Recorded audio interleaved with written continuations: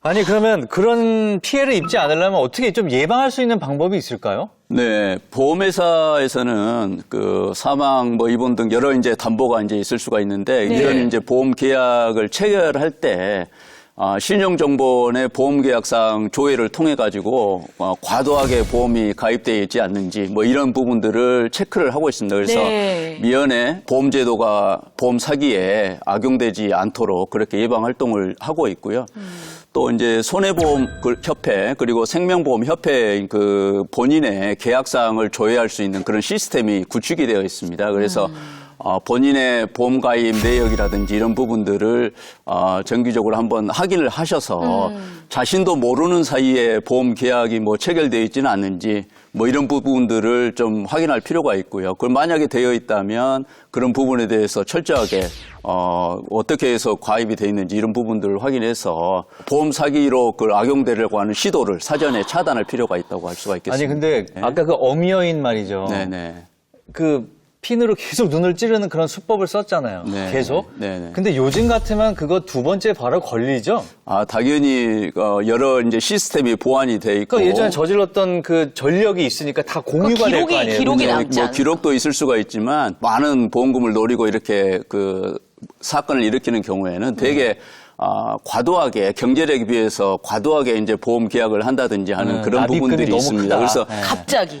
여러 가지 시스템의 보완이라든가 또 수사 기법, 조사 기법 이런 것들이 프로세스가 많이 개발이 되어 있기 때문에 네. 과거와 달리 최근에 발생되는 그런 사건들에 대해서는 강력하고 신속하게 대응을 할 수가 있겠습니다. 예. 이게 참 첫 번째 사연을 듣고 나니까 다음 사연도 궁금해지기는 하는데요. 신동선 선생님 준비해 주셨다고요? 예. 2007년, 2008년에 일어난 사건이고요. 네. 1년 반 동안 세 할머니에게 벌어진 끔찍한 불행에 관한 이야기입니다. 2007년 충남 보령의 한적한 도로. 논밭 사이로 곱게 뻗은 왕복 1차선 포장도로였는데요. 네. 어르신들이나 가끔 눈에 띄는 한적한 시골도로에 갑작스레 굉음이 울려 퍼졌습니다. 도로 위를 걷던 74세 A 할머니를 한 승용차가 덮친 것이죠. A 할머니는 우측 범퍼에 부딪혀 도로 옆 논두렁으로 튕겨져 나갔고 예. 그 자리에서 다발성 장기 손상으로 목숨을 잃고 맙니다. 운전자였던 남성 D씨는 사고가 나자 곧바로 자수를 했습니다. 실수로 행인을 쳤다. 광고 전단을 붙이려고 가던 길이었는데 왼편론에 있는 컨테이너 박스에 잠깐 눈을 돌린 사이 할머니를 발견하고 급제동을 했지만 이미 늦었다. 구체적인 진술까지 했습니다. 저희가 여기까지만 들어보면 이거는 너무 자수까지 하고 그리고 사고는 있을 수는 빠른 있으니까. 대처를 하고 네. 정직하게 그리고 솔직하게 인정했잖아. 인정하고. 내가 실수해서 사고가 났다. 뭐 문제 없어 네. 보이는데 여기까지는. 예. 다발성 장기 손상이라면요. 예. 그 파열된 부분 주변이 다 같이 파열된 거이기 때문에 엄청 세게 친 거거든요. 예. 예, 그리고 피해자가 그 고령이라는 점, 예. 또 가해자가 전적으로 인정하면서 자백하고 있다는 점에 유가족도 별다른 의심을 하지 못했어요. 그럴 예. 것 같아요. 예, 경찰도 유가족과 합의를 마친 D씨는 단순 교통사고에 따른 과실치사로 처리할 수밖에 없었죠. 예. 그렇게 D씨는 금고 10월에 집행유예 2년을 선고받았습니다. 그런데 유족과 합의하는 과정에서 수상한 정황이 발생합니다. 네. D씨가 보험사로부터 받은 형사 합의금은 6천만 원. 하지만 D씨는 가진 돈이 없으니 봐달라며 300만 원을 제시합니다. 예? 유족은 항의를 했고 예. 결국 고인 묘소에 자주 찾아뵙고 사과해야 한다는 조건으로 500만 원으로 합의금을 조정했지만 예. 그 D씨는 묘소도 찾지도 않고 유가족하고 연락도 끊고 사라졌습니다. 잠깐만요. 합의금 이런 거는 합의 지원금이 있는 거예요? 그러면은 그 자차 보험에 그런 게 있잖아요. 왜. 그래요? 예. 운전자 보험에 있는 운전자 보험. 보험에 있는 내용입니다. 근데 이게 이 명칭이 좀 바뀌었습니다. 이제는 교통사고 처리 지원금. 우리 가끔 이제 광고 보다 보면 뭐 어떤 사고로 인해서 재판을 받게 되면 뭐 합의금 얼마, 네네네. 변호사 비용 얼마. 맞아, 맞아. 보장 있는 거 들어봤어요. 있죠. 이거 들어보셨죠? 예. 바로 그걸 중에 하나인데요. 그러니까 운전자 보험에 보장되어 있는 보장 내용 중에 하나고요. 나의 과실로 인해서 피해자가 크게 다치거나 사망했을 때 민사적인 책임뿐만 아니라 형사적인 책임까지 발생하게 되는데 그때 형을 낮추기 위해서 이제 합의를 하게 되는데 네. 그걸 지원해주기 위해서 예. 주는 교통사고 처리 지원금입니다. 아니, 그러니까 저희가 지금 얘기했지만 고액을 받았는데 합의금을 지불한 건 너무 적게 지불한 게 벌써 그러니까요. 의심스럽잖아요. 이미 이게. 이상하잖아요. 네. 그렇죠? 그렇죠. 10개월이 지나고 나서 두 번째 교통사고가 발생합니다. 충남 서천에 사는 69세 B씨 할머니가 골목길 교차로를 건너다 B씨가 운전하는 승용차에 치여 뇌진탕 등 전치 8주의 중상을 입었습니다. 예. 그 사이 D씨는 운전자 보험을 하나 더 계약한 상태였는데요. 이번에도 D씨는 스스로 경찰을 찾았는데요. 교차로를 건너가기 위해 반사경을 보는 순간 할머니를 발견했다. 예. 자기가 실수를 해서 사고가 난 것이다라고 주장한 것이죠. 이번에 D씨에게 지급된 건 1,000만 원이 채 안 되는 돈. 형사합의 지원금은 사망사고가 아닌 경우와 차이가 컸기 때문이죠. 그리고 두 번째 교통사고 발생 직후 보험을 모두 해지했던 D씨는 2008년 운전자 보험을 5건 새로 계약합니다. 보험사에 전화해서 형사합의금 금액을 문의하고 만기 시에 환급이 아니라 사고 시 보장만 받는 보험으로 계약하겠다고 했는데요. 예. 보험금을 최대한 많이 받겠다는 검은 속내를 드러낸 것이죠. 그러면은 계속 계획하고 있는 거잖아요. 다음 거를. 예, 그쵸? 맞습니다. 예. 그 후 2008년 9월 어떡해. 충남 서천군에서 해안도로를 걷던 C 할머니가 D씨가 몰던 차량에 치이는 사고를 당했습니다. 예. D씨는 바닷가를 바라보다 사고를 냈다, 다른 생각을 하다 사고를 냈다고 진술을 했는데 피해자는 다발성 늑골 골절로 사망하였는데요. 아이고. 갈비뼈가 갈비뼈가 12개, 24개인데 이게 다 나간 거죠. 그러니까 앞 정면에서 엄청 세게 받은 것 같아요. 예. D씨는 현장에 출동한 경찰에게 집행유예를 받을 수 있는지 아주 여유로웠어요. 예. 익숙해. 법원은 D씨에게 금고 4월에 벌금 40만 원을 선고했고 형사합의 지원금을 4천만 원이나 지급을 받았습니다. 세 번째 사고 후에도 보험사마다 형사합의금이 얼마나 나오는지 상담하며 새로 자동차 운전보험에 가입까지 했습니다. 근데요, 표 소장님, 이거 너무 똑같지 않아요? 계속?